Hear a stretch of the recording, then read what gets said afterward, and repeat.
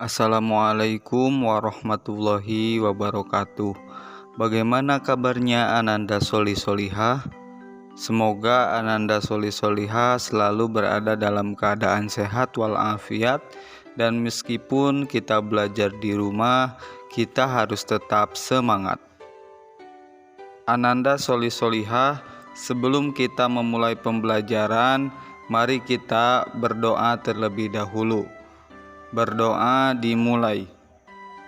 Bismillahirrahmanirrahim.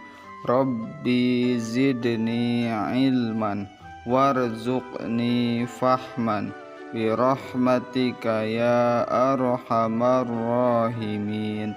Ya Allah, tambahkanlah ilmuku dan pertinggilah kecerdasanku. Amin.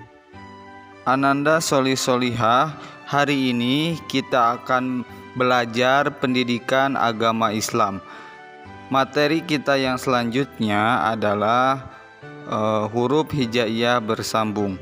Yang pertama kita akan belajar membaca huruf hijaiyah bersambung. Coba Ananda Soli Solihah perhatikan video berikut ini. Baik Ananda Soli Solihah, hari ini kita akan belajar tentang huruf hijaiyah bersambung. Nah, Ananda Soli Solihah dituntut untuk bisa membaca huruf hijaiyah bersambung supaya nanti memudahkan Ananda Soli Solihah dalam membaca Al-Qur'an. Nah, di sini ada huruf hijaiyah terpisah, kemudian ada huruf hijaiyah bersambung. Contoh yang pertama ada huruf ba dan juga ta. Kemudian ketika disambungkan maka tulisannya seperti ini. Nah, dan dibaca bata. Oke, yuk sekarang kita lafalkan sama-sama. Bata. Nah, terus yang kedua ada huruf ain, mim dan juga lam.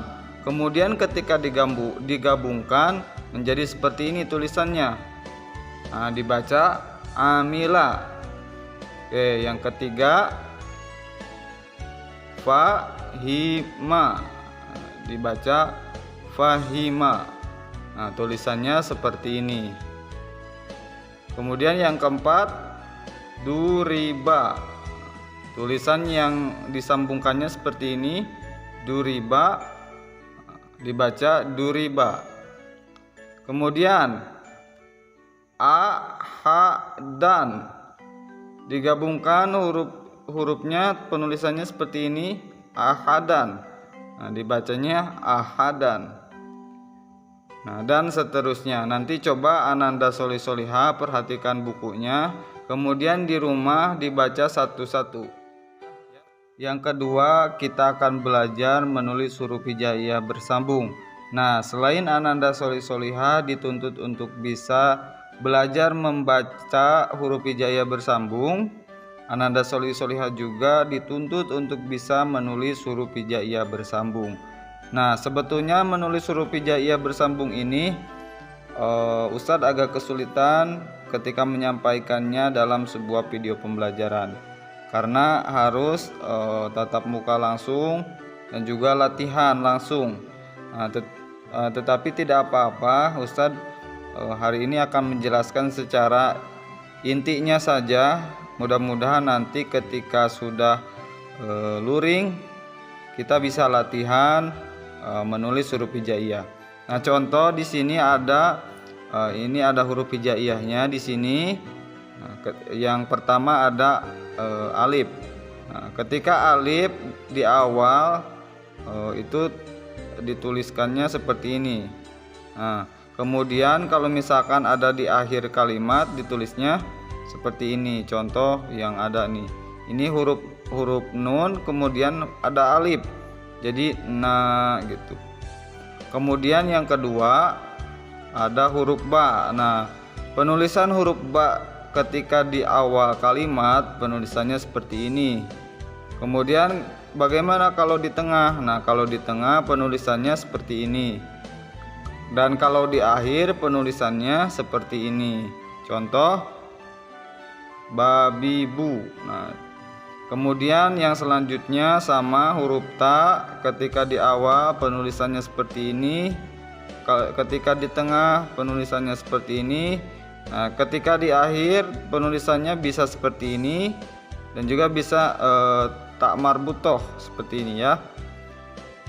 Dan selanjutnya seperti sa, ja, ha, kho, penulisannya di awal seperti ini, di tengah penulisannya seperti ini, di akhir juga penulisannya seperti ini. Nah, terus kemudian bagaimana yang da? Yang da ini ketika di awal, nah, ini tidak ada, maksudnya tidak ada, penulisannya udah aja nih da gitu ya. Za, ro, za juga sama. Akan tetapi ketika berada di akhir kalimat, maka disambungkan dengan huruf sebelumnya. Contoh syadidun, nah, disambung dengan huruf iya. Nah, kemudian dibuka lagi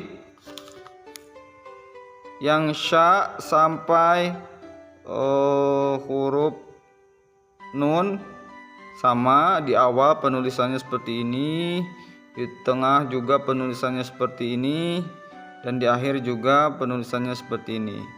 Nah, yang wa ini ketika di awal tidak bisa disambungkan, di tengah juga tidak bisa disambungkan. Akan tetapi yang di akhir juga penulisannya seperti ini, wa.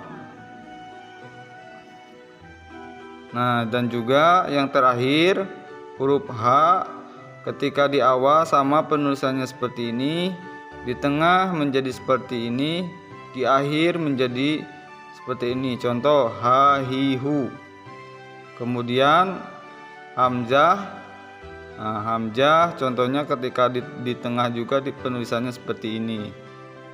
Dan juga Ananda Sholih Sholihah, yang selanjutnya kita akan belajar tentang surat An-Nas. Nah, mari kita mengenal surat An-Nas. Nah, apa sih arti dari surat An-Nas ini? Surat An-Nas artinya manusia. Nah, surat An-Nas ini merupakan surat yang keberapa? Betul sekali. Surat yang ke-114 ataupun surat yang terakhir dalam Al-Quran.